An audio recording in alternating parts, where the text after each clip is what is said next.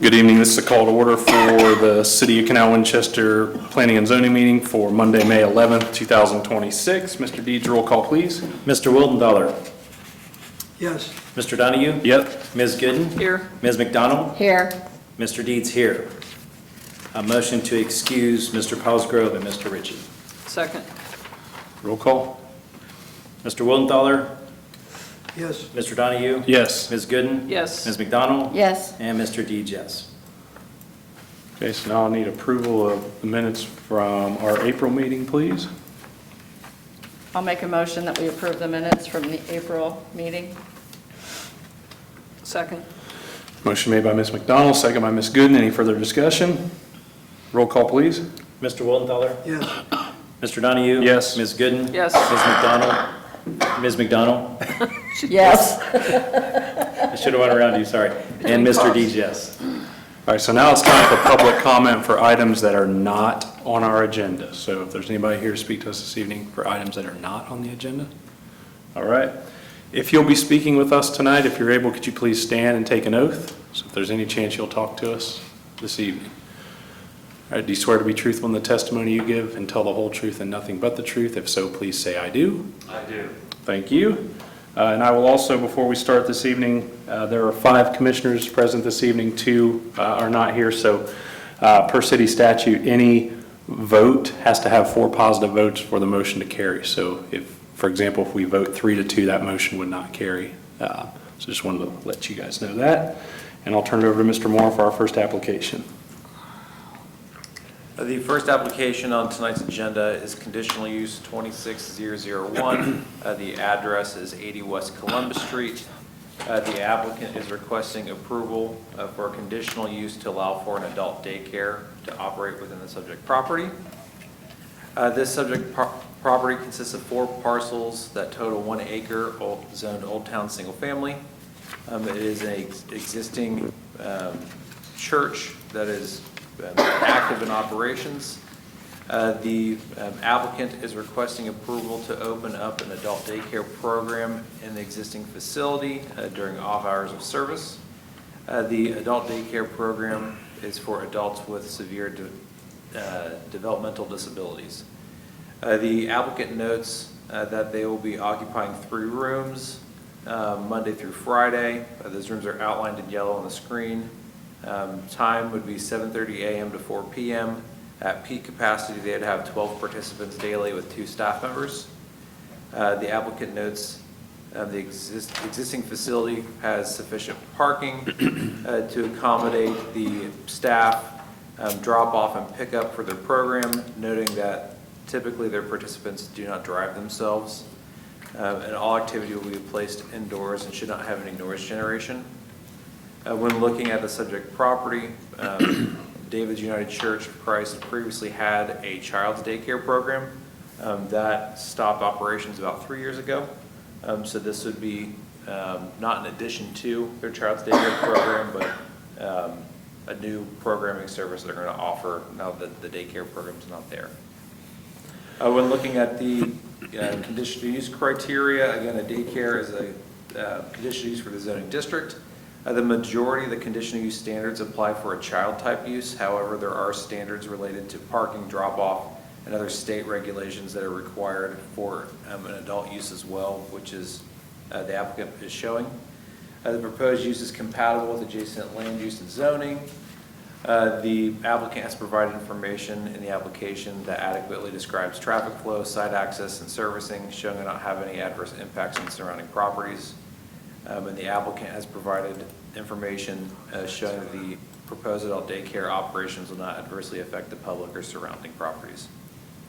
So staff is recommending that conditional use CU 26001 be approved as presented. Any questions for staff? I have one. Yep. If we approve this conditional use and they are not permitted by the state to run the facility, what happens to this motion? So the conditional use is the local zoning kind of authorization for them to make the next step to apply for the state. Okay. That way they can get any type of occupancy they needed for the building. So from our end, this would be kind of their first step. then they would be applying through the state on their own end, and then they would apply for an occupancy certificate kind of last in our court. They kind of fill all the boxes to get inside the facility. Okay, thank you. Any other questions for staff? Is the applicant present? I have questions. Okay. If the applicant's not present, I'll now open it up for public hearing. So during the public hearing, this isn't a question and answer session, but you have 3 minutes to speak what you would like to speak about, and we can maybe indirectly address those for you through our conversation or through a staff. So if you could please just sign in and state your name, and we won't start the timer until you begin speaking. Okay.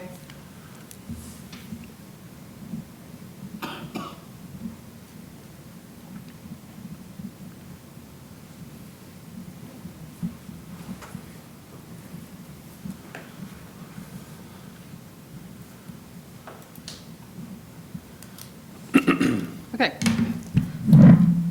Kathy Giles, 64 West Columbus Street. On the application that Ms. Booker submitted, my address is not listed. I live right next to the church. She kind of skipped over my house. If you're looking at David's Church of Christ, there's the alley. My house is right there. I have been there 26 years. I was hoping that I would be able to ask her questions. My questions relate to staffing. I'm assuming that this is just an outside entity that's using David's Church of Christ space. When they had the daycare there, they had a big staffing issue. That's why they had to close. My concern is staffing for this facility. I wanted to know specifically where do the clients come from? Are they coming from another facility? Are they just drop-offs by family members? That kind of thing. So I also wanted to ask Ms. Booker if she's done this before. I have concern, I've been a teacher, I taught special education students, so I'm not concerned with the clientele, but I am concerned with the staffing of it. In one part, I know the ratio is, according to Ohio codes, is one staff member to every 6. And then she mentioned 2 to 12. When does that second staff member come in? Do they wait until there's 12 clients and then bring in a second staff member, or does it, when they hit 8, 10, do they bring in the second staff member? Is there a nurse present? A lot of these people, these clients are going to need medication, that kind of thing. So my concerns are just the actual day-to-day operations of it. I'm not opposed to the clients being there. I'm just concerned with how it would be operating. Will there be a nurse present? A lot of those patients or clients have medical needs that go beyond just CPR. I know the staff has to be trained, at least one staff person has to be there that knows CPR. But I'm just wondering if a nurse would be present as well. So I guess my concerns are more for the actual qualifications of everybody that wants to bring this into the church itself. And all you guys aren't going to be able to answer those questions because you're not Miss Booker. So, and I find it odd that she skipped over my house. I mean, I'm right there, 26 years. And I'm sorry, say, what's your address again? 64 West Columbus. Okay, thank you. So, yeah, she mentions 56, that's my neighbor next door, but that's not adjacent to this property. So I guess those are the questions I have that I would like to see addressed before this is approved in any fashion. Thank you. Okay.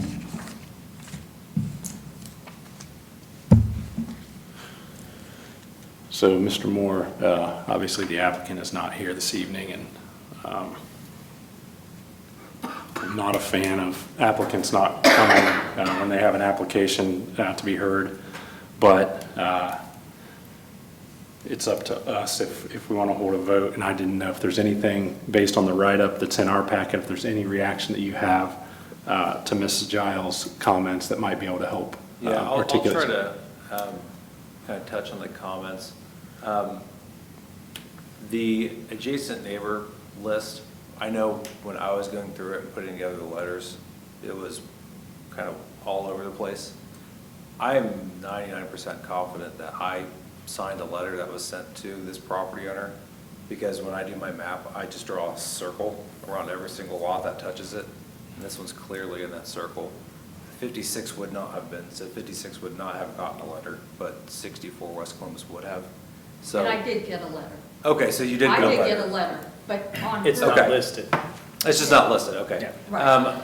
That was one red flag, I just was like, I hope you got it, or Yes. maybe nobody got it. To answer the other kind of questions that were brought up, I do know when I was talking with the applicant, they were aware that this was a public hearing tonight. I recommended that they attend that meeting to answer any questions from the commission. I did not hear from the applicant to know why they are here this evening. But regards to some of the other comments, the applicant seemed very knowledgeable on the phone when I was talking to them about the conditional use requirements. This is something they do almost all over the place, is setting up these facilities, because she was very familiar in how to read zoning code, which is like, no one knows how to read zoning code. So she was familiar in how to, like, you know, shoot back to me my questions on the application, make sure she was applying correctly. Related to the staff member item, it is noted here in the traffic section, it's a little confusing, but it says staff will begin at a 1-to-6 staff to consumer ratio. So once they hit 6, there will have the one staff member for the first 6. And then after 6 up, they're going to have 2 to hit that 1-to-6 ratio.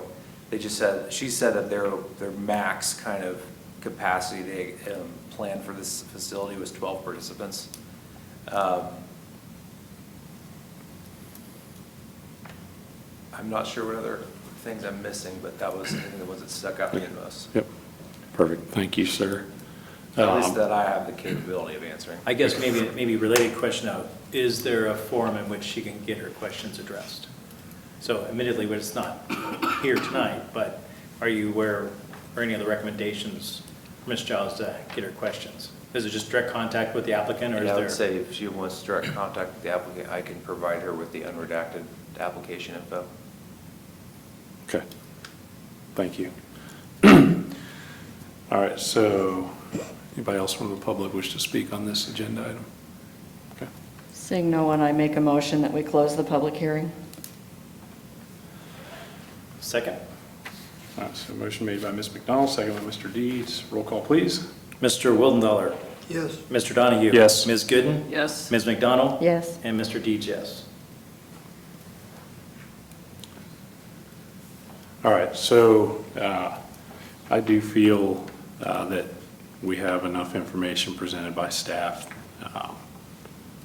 that we can make a vote on this. My recommendation would be to take a vote on the conditional use as chairman, and I would just say that we've got 5 of us present this evening, so what we talked about at the beginning of the meeting with the city statute would apply here.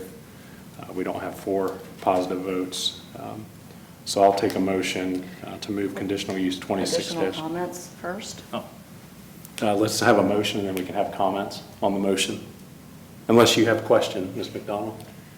No, I've dealt with adult daycare facilities before, and I think there's a lot of information that's missing for this board to know how it's going to operate. And I am concerned about the operation there and how that's going to affect our community. So we can take the motion, but I know how I'm going to vote. is there a way that we can table this requesting the applicant to attend? I think we should. That's my own personal opinion. Yeah, I don't know how to do that without the applicant being here. Is that something we can do? Staff, or the commission can table the application due to no applicant being present. Does anybody else have a strong desire to, one way or the other?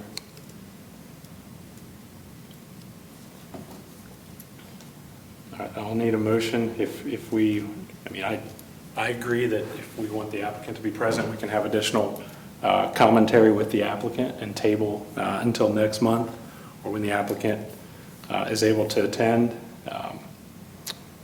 So if the commission's okay with that, I'll need a motion to table. There are 5 of us here, so maybe that's the best thing to do at this point anyway. Well, Mr. Chair, I guess I will, hearing what I'm hearing from the rest of the commission here, I'll make a motion that we table conditional use CU-26-001 pending applicant attendance. All right. I would second that. Okay, so we have a motion to table by Mr. Deeds, second by Ms. McDonald. Roll call, please. All right. Mr. Wildenfeller, Yes. Mr. Donahue. Yes. Ms. Gooden. Yes. Ms. McDonald, Yes. and Mr. Deeds, yes. Okay, so CU 26-001 is on the table.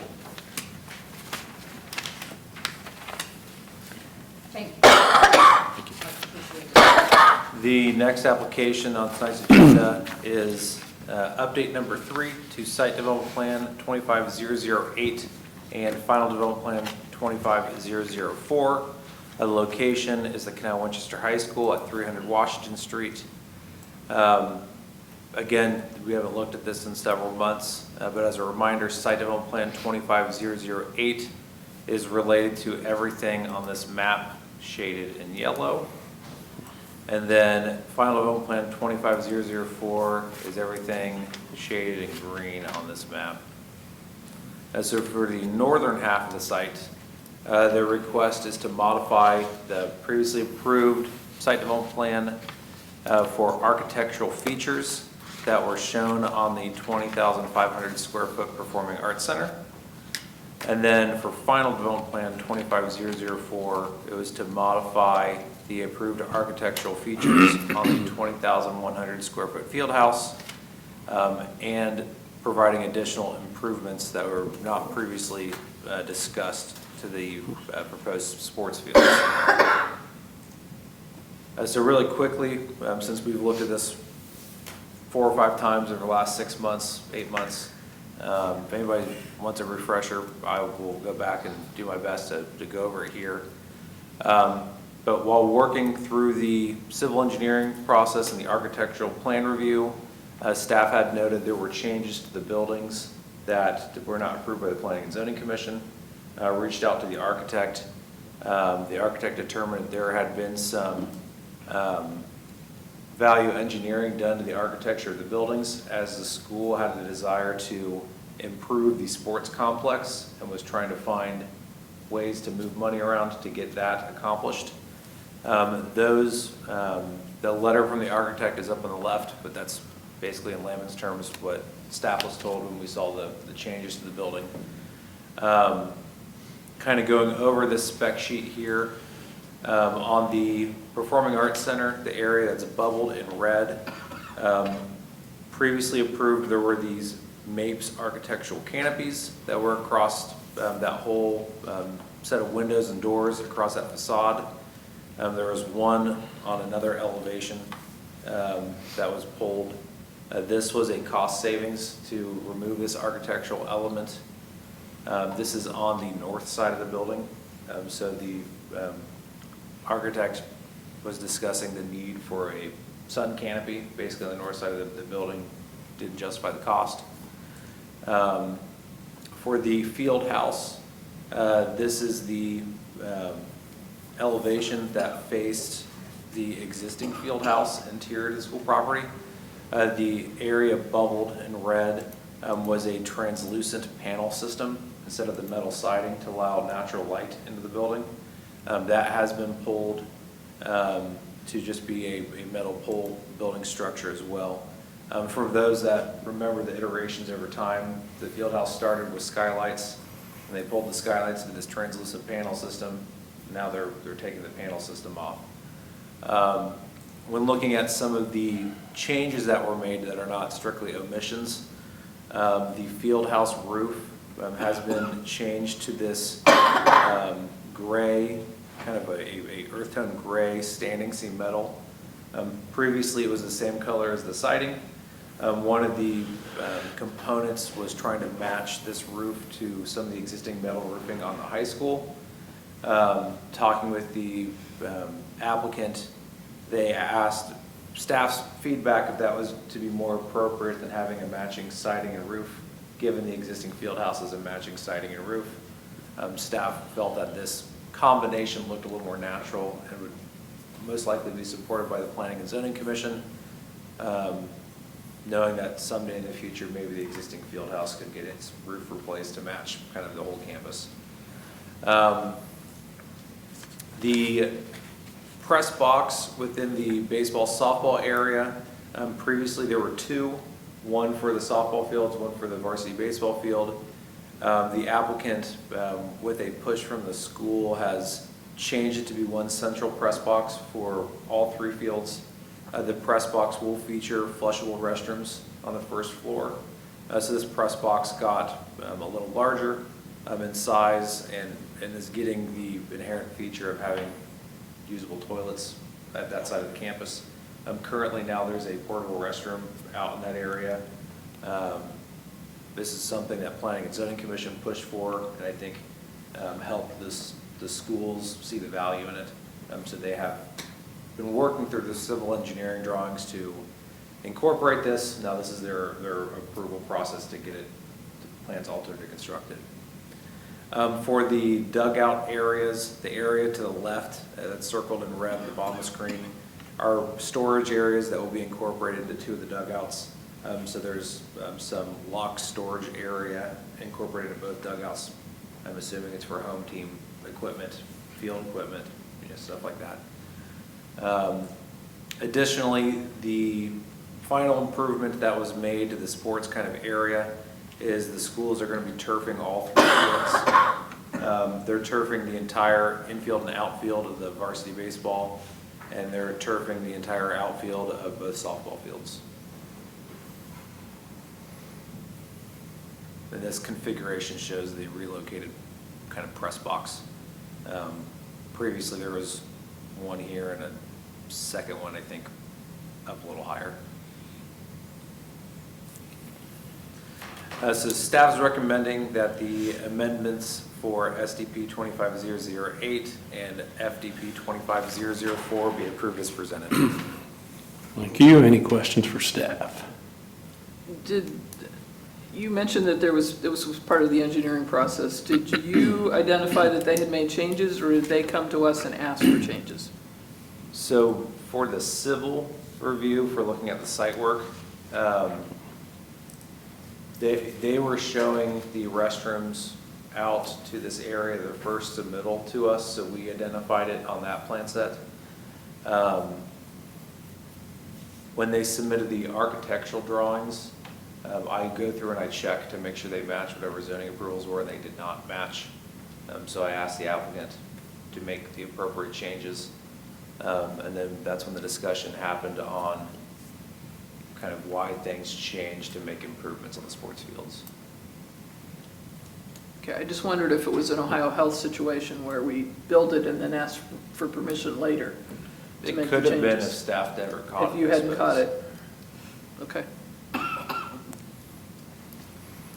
Any other questions for staff? You said the shading thing was on the right, on the north side, and because of the north, that's why I felt like it would remove it without any other mitigation. That's just. I'm not entirely sure. I do know it was a cost savings to do that removal.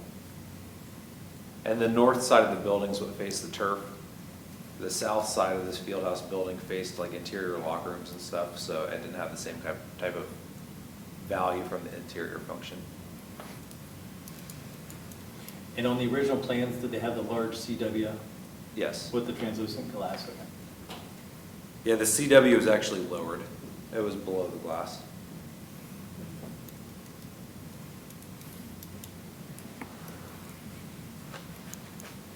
Any other questions for staff?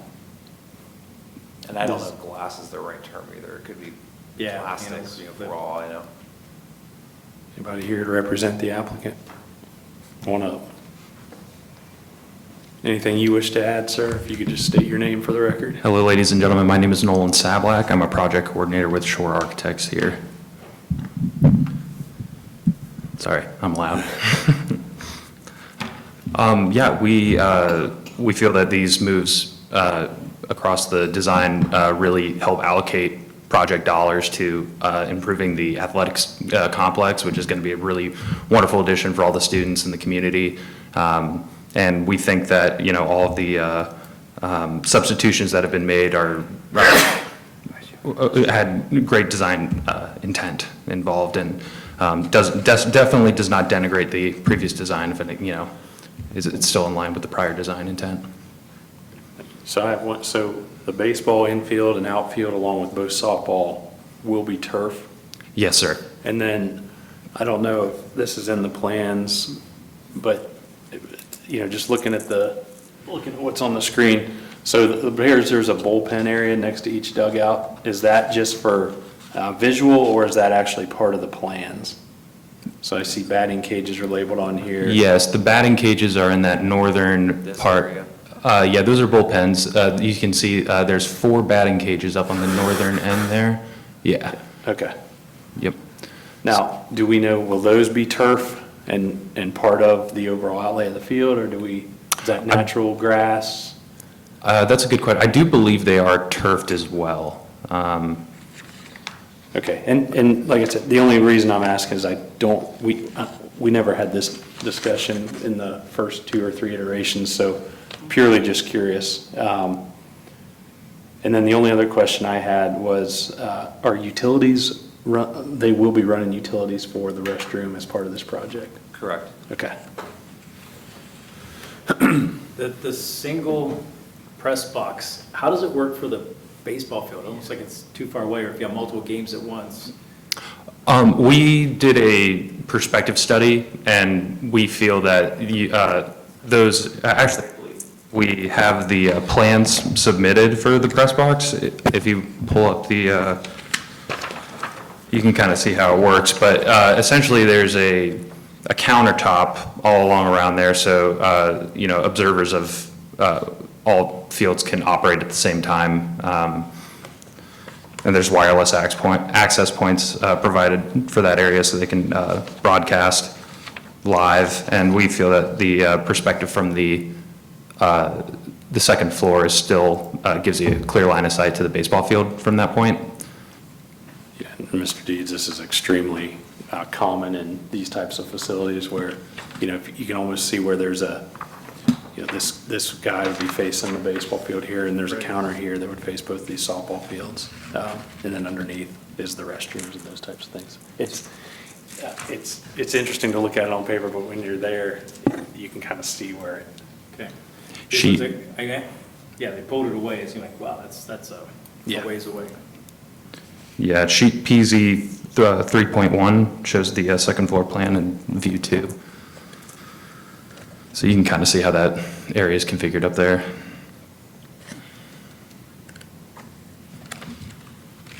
Any other questions for the applicant, or is there anything else you wish to add? Were there material changes or color changes? I thought that was referenced somewhere Yes. earlier. There were, specifically with the, yeah, so you can see we made, wherever we had a cloud, we made a material change. The brick material was, we could not source, or the original brick that we had sourced is no longer being manufactured, so we found a substitute from Belden brick that is pretty spot on to the existing brick. So we tried to maintain design compliance there. Same with the accent brick. Yeah, we found a good Bowerston brick there we think matches that accent band that's across the existing facility. The metal panel, originally we had specified a dry design panel. It ended up being cost prohibitive, and we found a great substitutive panel. The dimensionality of the panel changed as a result, like we couldn't get the larger what was it, 4 foot tall panels. So in the elevations, you'll see that the panels are a little bit thinner and a little bit more horizontal in nature, which we actually thought kind of aided in making that, the PAC look a little bit less massive. So, yeah, and we found a color with them that kind of is a close match to the ethos, which I think you guys were looking for in prior conversations. So we're pleased with that. And then the PBR metal wall panel for the field house, we changed the color to be a what's called warm white, which is a much closer beige match or color match to the ethos as well than what was previously specified. And it's also a stock color with the pre-engineered metal building manufacturer, so we don't have to go custom and can save some money there as well. It doesn't look yellow, right? No, it does not look yellow, I promise. Yeah. I have those samples in my office if. I also brought them with me too, if you need to see them. Okay. Any other questions for the applicant? All right, thank you. Thank you all very much. All right, so there's 2 amendments here to the site development plan and then the final development plan, so it'd be 2 motions and 2 votes, so. All right, Mr. Chair, I will attempt to do this correctly. Let's make a motion to approve site development plan SDP-25-008 amendment as presented by staff. Second. A motion made by Mr. Deeds, second by Ms. Gooden. Any further discussion? Roll call? Mr. Wildenthaler? Yes. Mr. Donahue? Yes. Ms. Gooden? Yes. Ms. McDonald? Yes. And Mr. Deeds, yes. So SDP 25008 amendment has been approved. And then next up, I'll make a motion that we approve final development plan FDP-25-004 amendment as presented by staff. Second again. Okay, so motion made by Mr. Deeds, second by Ms. Gooden. Any further discussion on this one? Roll call, please. Mr. Wildenthaler? Yes. Mr. Donahue? Yes. Ms. Gooden? Yes. Ms. McDonald? Yes. And Mr. Deeds, yes. All right, so FDP 25004 amendment has been approved. Thank you all. Thank you. The last item for our agenda is FDP 26002. This is for final development plan for Miller Farm Sub-Area A. This also may look like deja vu or some familiarity to the commission, as this was last heard in January of this year. The applicant is filing for a new final development plan to approve 106 single-family lots. What was last approved in January by City Council was for 118 single-family lots. So the lot sizes have been reduced by increasing the widths of those lots, and so I'll kind of go over that this evening. Zoning exhibit, just highlighting what sub-area A is for the development. Overall site plan, the site plan content is the same as it was previously, with Hayes Road having phase 1, and then Oregon being phase 2 of the development. When looking at phase 1, the applicant is showing, if I can get my page here, 42 lots on the north side of the ditch. Phase 2, which is on the south side of the ditch, is 64 additional lots. Again, these are reduction in both number of lots in both phases. This exhibit, maybe I'm lying to you. Yeah, here we go. So this exhibit here in the corner of the overall site plan shows that the 52 minimum is what is required in the zoning text. They are throwing in some 62 minimum lots in the mix, mainly to get larger homes with 3-car garage components on the parcel. When looking at the overall site plan, as per the staff's recommendation in January, Reserve H that leads from phase 2 to sub-area B is missing a sidewalk on the west side of this drive. The sub-area B plans has a walk on both sides leading down to the site, so just to add an additional stick of sidewalk here to connect on both sides of the development. When looking at the utility plan, again, the utilities are being drugged from Villages of Westchester, Section 13, north of Lithopolis Road into the site. The applicant has updated their utility plan showing storm sewer in green, sanitary sewer in red, and then water in blue per their reconfiguration. It's mostly the same for all intents and purposes. When looking at the lighting plan, the applicant has provided their light fixtures for each phase, noting that they'll meet the CW streetlight spec. For the landscape plan, trees have already been cleared on the site for utility work. During the tree clearing activities, Wilcox identified 90-some trees additional to what was originally planned that would have been impacted based off of civil engineering drawings for utility locations. Sub-area A was committed to plant 30 additional trees from when you guys last saw it in January as a result. Sub-area B gets another 30, and sub-area C gets like 34 additional to make up for the loss for the utility coverage. So what's circled in red here, the applicant has updated this number to reflect 187 trees will be planted for those that are removed for all the site work. When looking at this plan, across basically all the detailed pages, the landscaping is well above the minimum number required for 187. The applicant's plans are actually showing 367 trees to be planted. When looking at this value and that the applicant's going to have to plant one tree for every 500 square feet of ground floor coverage of a house, staff was finding it hard to figure out where they would all go, since their commitment just for the site is almost double the minimum of what they need. So staff has identified 171 trees that are shown on this plan as street trees. So basically everything along a public road, 171 trees. Staff is going to be recommending that those trees count towards the one tree per 500 square feet coverage. Or another way to look at it is if those 171 trees get removed from this exhibit in some administrative manner, that they still are exceeding the 187. I think it comes down to 193. So they're up 5, above their minimum by pulling this 171 number out. So this wasn't really discussed in January. I stopped counting when I got to 150 last time it came around and said, oh, there's more than what's needed. Well, actually, after counting them all, there's enough that they could credit it towards other use and not come up with a disparity trying to figure out how they're going to plant them on the site when there's physically no space. So that's what this note's about, and it'll be in my staff recommendation.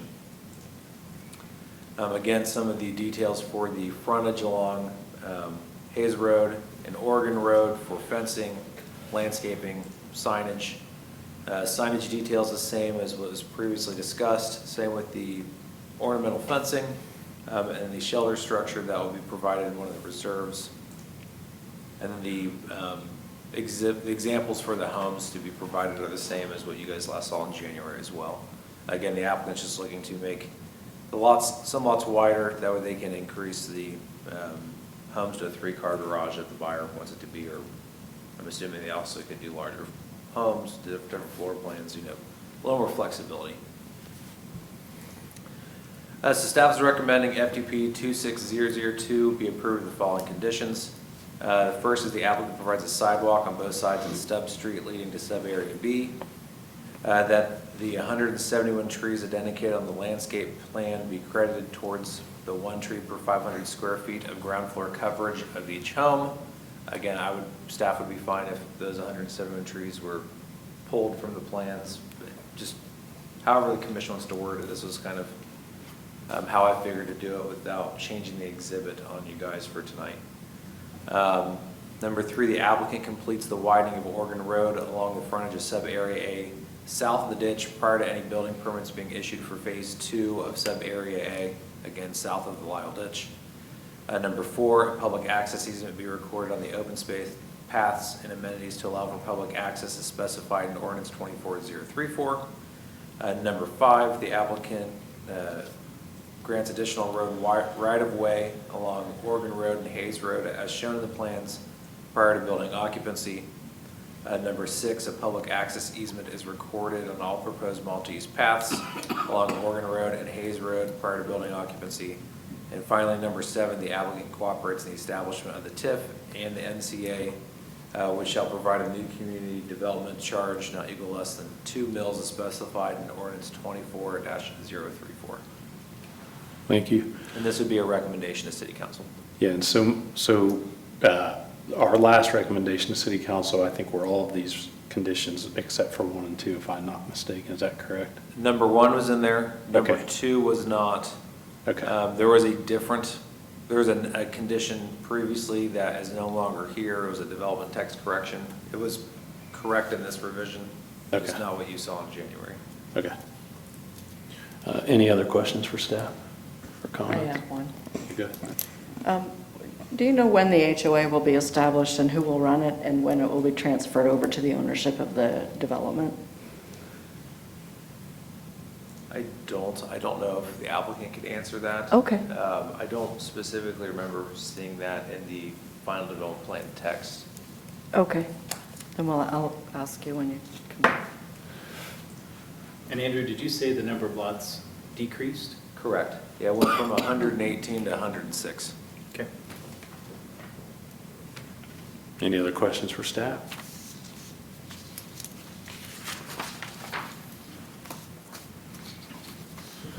Good evening, Jim Lipnos, Rockford Homes, 999 Polaris Parkway, Columbus 43240. Thank you, Andrew, for the presentation. I don't have anything to add. I do agree to the conditions, and then to answer your question, the HOA will be established prior to after the plat is recorded, and then prior to the first lot being transferred. So we have to do that. It's standard operating procedures. And then we retain the HOA, the seats, the declarant seats on the HOA up until, I think the way it's worded is up until the last house is transferred. Okay, great. Thank you. So it's funny you mentioned that. So I'm curious about the deed restrictions, because in the HOA I happen to be part of, one of the deed restrictions is the type of mailbox. So I'm just curious, are there deed restrictions that will be placed on the properties related to structures that are outside of the city restrictions? Don't they have a centralized mail? We do. We have the That's not- the CBU boxes. But if you're asking, so there are deed restrictions that we would put on it. They're going to restrict things like the type of fence that they could put up, the height of the fence, sheds, stuff like that. So, Okay. yeah, we will have those. Okay, so that's an interesting thing, that maybe it's an extension of what we do, or maybe it's none of our business, but I've just found it interesting, as a homeowner buying, and I have my deed restrictions, and realizing it's something that the builder put on the property, it wasn't something that anyone else. Yes, I would say some development plans that we have on file, the deed restrictions were a part of their submittal. I'm not sure, what stage, like Rockford or somebody would create those, but from our end, it's private standards that the city has no, Right. ability to enforce. So the only time that they become, they're all important. I don't want to say they're not important. When they become more important to the community, whether a developer, commission, or both, is when the conversations to make a deed restriction and a zoning restriction at the same time. Canal Cove is like that. All of their deed restrictions are development tax restrictions. Ashbrook community, none of their deed restrictions are city restrictions. Westchester, I think about 50-50 are both city restrictions. Right. And the development text and deed restrictions. So I think it's however you want to, decorate the cake sort of thing. Yeah, it's just a very interesting conversation. Yeah, it's always a catch-22. Right. But typically what we do is we start with the zoning text and we put that, we have a template that we use. And obviously, then it restricts things like hanging clothes outside to, like the clothes, basketball hoops and driveways, stuff like that. Right. Okay. What other questions for the applicant? Anything? All right, thank you, sir. Thank you. So again, this would be a recommendation to city council. I'll make the motion that we recommend to City Council approval of FDP-26-002. With the conditions. Oh, yes, with the 7 conditions listed by staff. I'll second.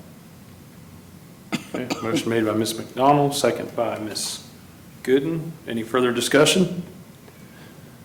Roll call, please. Mr. Wildenthaler?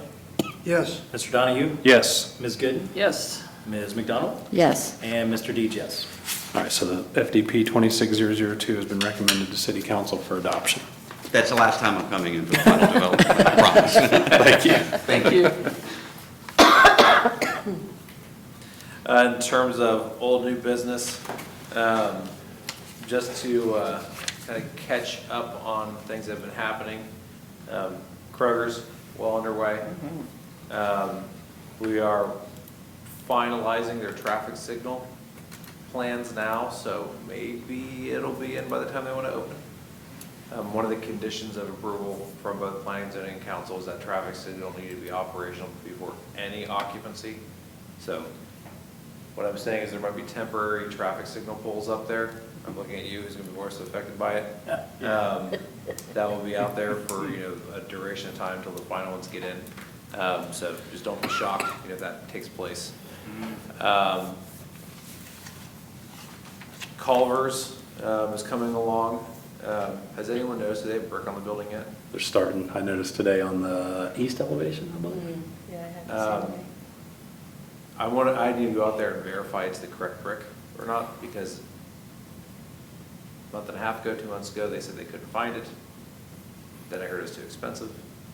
Then I heard there was a 26-week lead time.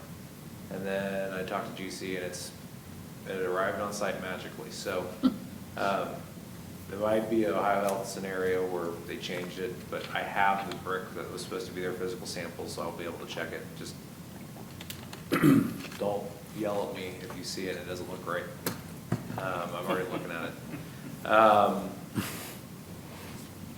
Lots of civil engineering review right now. You guys have been really busy approving plans.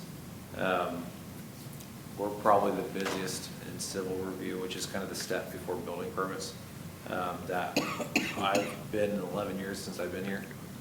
We've already doubled our budget for that to compare to all of 2025, and we're in the beginning of May, so we're really busy doing that.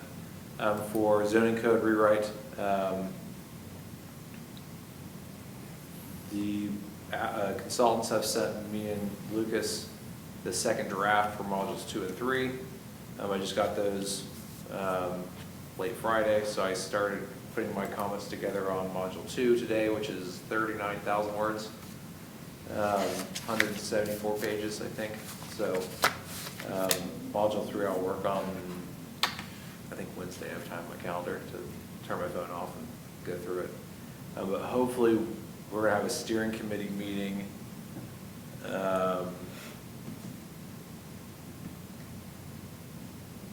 I'm going to say sometime in June,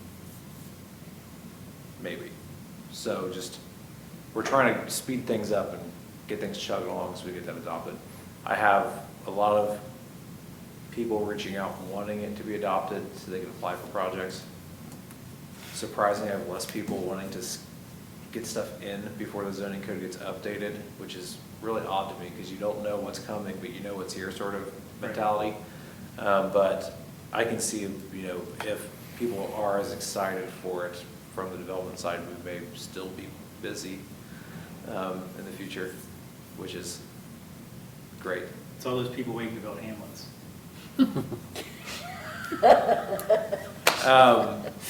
So we did part 1 and 2 already? So you guys have looked at module 1. Right. Okay. Module 2 and 3 has been reviewed by staff one time. Okay. We just got the second draft. Okay.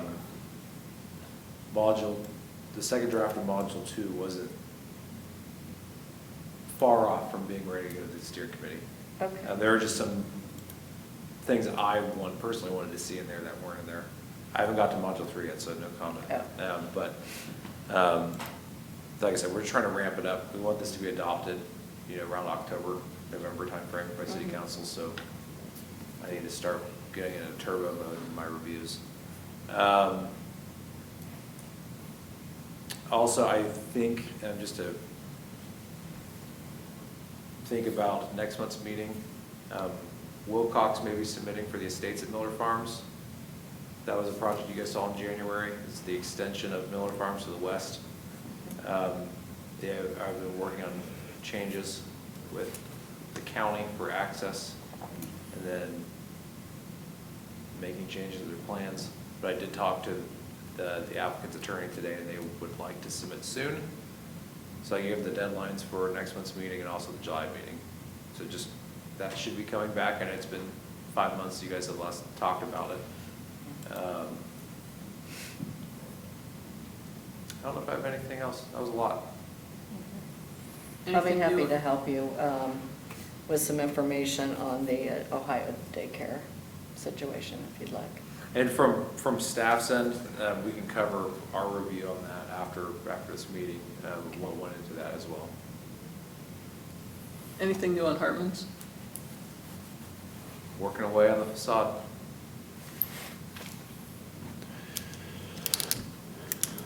Anybody else have anything for new business?